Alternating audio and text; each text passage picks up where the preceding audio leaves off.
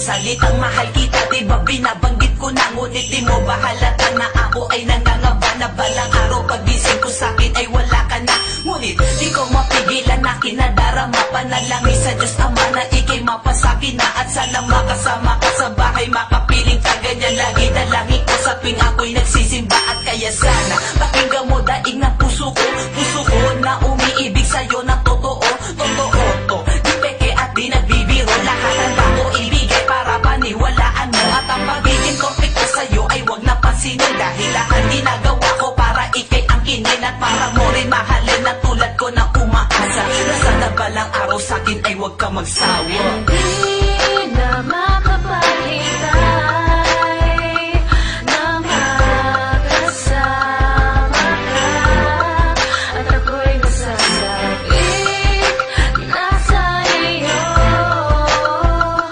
upang ipadamang minamahal. Di ba minamahal na kita dahil ikay kakaiba sa mga naging babae ko na akin lang binola, pero nang makilala ka, lumami sa'kin na nagbago. Ultimo salita babaero sa'kin ay di na nauso, dahil ayoko maglaho ang tiwala mo sa akin, at ayoko rin mabawasan ang pagmamahal mo sa akin na aking inaalagaan. Kaya ayoko na babawasan, dahil gusto ko laging masaya at laging ginaganahan, at nang dahil di sa'yo buhay kinagkagana na dati walang ambisyon kundi humigas sa kama. Pero lahat ng yan binago ko para sa'yo, para pangunayan sa'yo na ako ay nagtitino. Kaya ngayon tingnan mo, nagkaroon na ng panahon na mag-isip ako yumaman, at sa hirap ay umahon ng iahon ng katulad mo, di bagay maglabada. Gusto ko sa piling ni G, ikaw ay lumigaya. Hindi na makapaghintay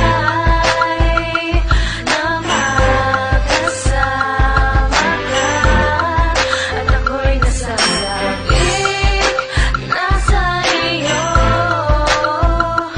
upang ipadamang minamahal kita. Nakukulitan ka na ba sa aking mga salita? Pasyensya ka na sa akin na isadya mahala kita. Gusto kong ipakitang malinis ang hangarin ko sa'yo. Di ako tulad ng ex manloloko, kaya sana naman ako'y iyong paniwalaan, dahil iingatan kita na parang sa kayamanan. Di kita pagbabayaan, lagi kang aalalayan sa mga problema na sa buhay mo ay dadaanan. Huwag mo sanang isipin na to ay puro bola lang, dahil handa ko patunayan humarap pa sa magulang mo at sabihin sa kanilang mahal kita. Oo, wala lang ang iba akong pinapangarap pa, kundi yung maging maligaya ka sa'kin at makontento, at ititira kita sa bahay na gawa sa lenyo. Kaya heto, hindi na ako makapaghintay pa na isumpa mo sa altar na ako rin mahal mo na.